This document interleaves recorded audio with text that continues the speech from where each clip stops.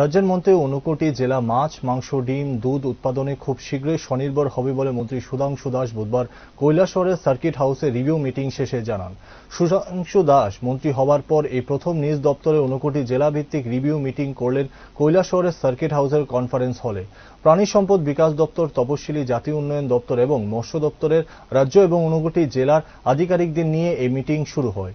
Review মিটিংয়ে মন্ত্রী সুধাংশু দাস ছাড়াও উপস্থিত ছিলেন 59টি জেলা পরিষদের সভাধিপতি অমলেন্দু দাস, সহকারী সভাধিপতি শ্যামল দাস, কৈলাসহর পৌর পরিষদের চেয়ারপারসন চপলারানী দেবরায়, 59টি জেলার জেলা শাসক তরিত কান্তি চাকমা সহ অন্যান্যরা।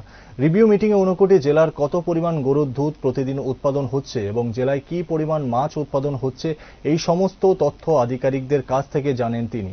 এসব তথ্য জানার পর মন্ত্রী সুধাংশু দাস সন্তুষ্ট হননি। উৎপাদন বৃদ্ধির জন্য প্রয়োজনীয় পদক্ষেপ নেওয়ার জন্য নির্দেশ দেন। তাছাড়াও দপ্তরের বিভিন্ন উন্নয়নমূলক কাজের খোঁজ খবরও নেন।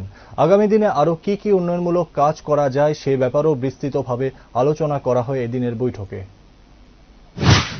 গত 8 তারিখ মাননীয় যশস্বী প্রধানমন্ত্রী নরেন্দ্র মোদীজির আশীর্বাদ নিয়ে মন্ত্রী হিসেবে দায়িত্ব পাওয়ার পর এবং আমি বিশেষ করে তার কিছুদিন পরে যখন ডিপার্টমেন্ট এআরডিডি ফিশারি এবং এসসি ওয়েলফেয়ার ডিপার্টমেন্টের দায়িত্ব নেই, তারপরে আমার নিজ ডিস্ট্রিক্ট 59টিতে কোনো মিটিং হয়নি এবং এই দপ্তরের উপরে কোনো রিভিউ হয়নি। তো এই উদ্দেশ্য নিয়ে আজকে আমার 3 দপ্তর, বিশেষ করে SC welfare, ARDD and fishery, এই 3 দপ্তরের উপরে আমরা একটা রিভিউ মিটিং করেছি।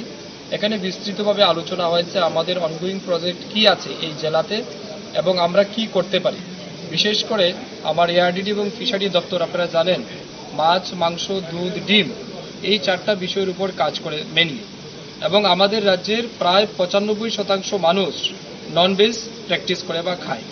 যেহেতু ননভেজ 95% মানুষ খায় এবং আমাদের জেলাতেও তার সিমিলার ডিমান্ড আছে, সেই জায়গাতে আমরা আলোচনা করেছি যে আজকের দিনে আমাদের জেলাতে মাছের প্রোডাকশন রেট কি আছে, কনজাম্পশন রেট কি আছে এবং ডেফিসিট কি আছে, এবং এটাকে আগামী দিন কিভাবে আমরা ডিমান্ড ফুলফিল করতে পারি তার জন্য বিস্তৃত আলোচনা হয়েছে।